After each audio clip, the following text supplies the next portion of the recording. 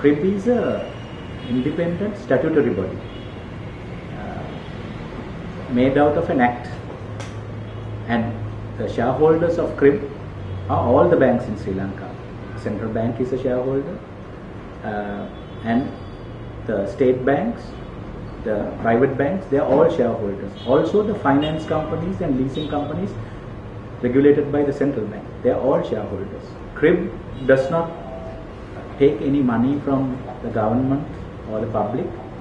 CRIB functions, is operated, funded entirely by the income coming from the credit reports we sell to the financial institutions. CRIB was actually made as a solution to a financial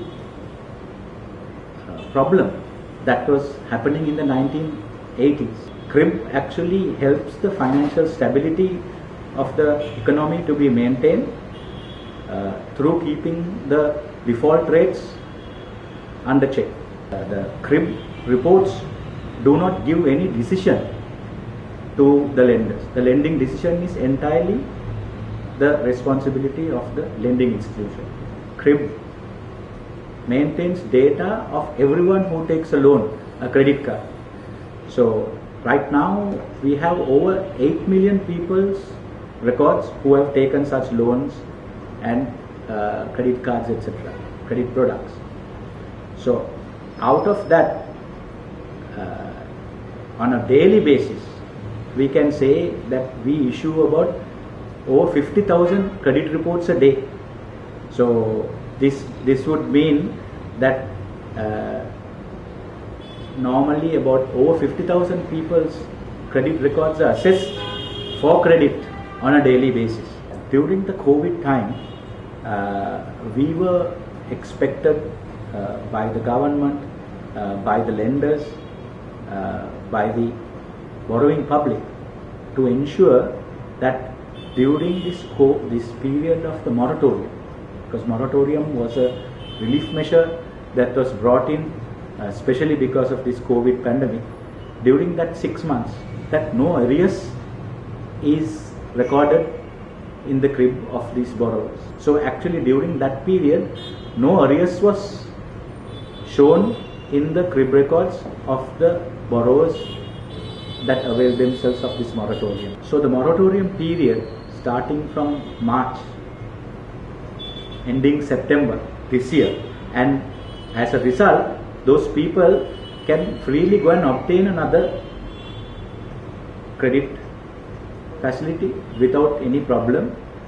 without the lenders having any issue with regard to their CRIB record. Once the moratorium ends, let's say in September, from end of September, the reporting of those people who avail themselves of the moratorium will continue in the usual fashion.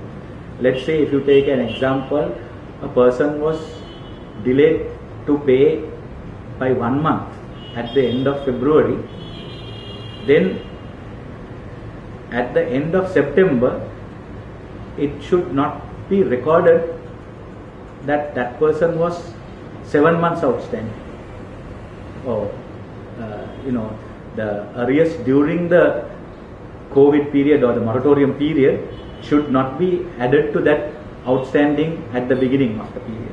So it should be just the outstanding at the beginning of the moratorium period plus what is added after the end of the period should be what is reflected. CRIB cannot issue any regulations to banks. The lending decisions are purely the responsibility of the banks. CRIB reports don't give any decision to the banks to lend to this person, don't lend to this person, lend this much to this person. We don't give any decision like that. Credit Information Bureau was established 30 years ago in 1990. Before our larger neighbors India, China moved into the credit bureau space, Sri Lanka moved into it, and we are one of the first bureaus that came out in the region. Of course, now credit bureaus are spread all over in the world, and this is an internationally accepted practice. The credit bureau is not connected to the inland revenue, so credit information of borrowers are not shared with the inland revenue. If your name is not in the credit bureau, you might find it difficult to get a lending or a borrowing or a credit. So actually, if an lending institution is saying that your name is in the CRIP, therefore I cannot give you a loan, that is not a correct statement. If you have an issue where you have made a payment and it is not reflecting in your CRIP report, then you have the opportunity to come to the Credit Information Bureau and lodge a dispute. Generally, every month your credit information is updated. If you make a payment at the beginning of the month, by end of the month it should be updated. And if there is any anomaly in this, once you take your credit report out and you check it and you find that there is an issue, please come to us and lodge a dispute. We will help you. My advice to the borrowing public is to borrow based on your capacity. There is a issue about indebtedness.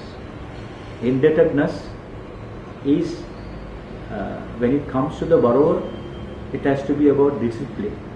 When it comes to the lender, it has to be about regulation. So if both these aspects are there, then indebtedness can be controlled. And in this scenario, I think it is always better to take your credit report and check it regularly and engage the lending institution that you borrowed from, so that you can speak with them and you may be able to reschedule some of your facilities. It is all about engaging your lending institution, talking to them and making sure that you get the best conditions and terms. We have introduced a credit score to the country, which is a very important tool to both lenders and borrowers. The Credit Information Bureau also intends to come out with a new state-of-the-art credit bureau system. So with this new system, which we plan to come out with during 2021, which is in a testing stage now, we intend to be able to collect other data as well. Data such as your mobile data, telco data, how do you pay your mobile bill, data such as your insurance data, how do you pay your insurance premium, data such as your utilities, how do you pay your electricity, water bills. Now this data will also be collected and can be collected with this new system that we are planning to implement in 2021. So the overall default rates of the country would have been around 5% before all these problems of the COVID pandemic and other issues that prevailed prior to that. Actual situation now cannot be properly assessed until the moratorium period is over. But after proper reporting happens, after the moratorium period, this particular overall default rate can move up even up to 10%.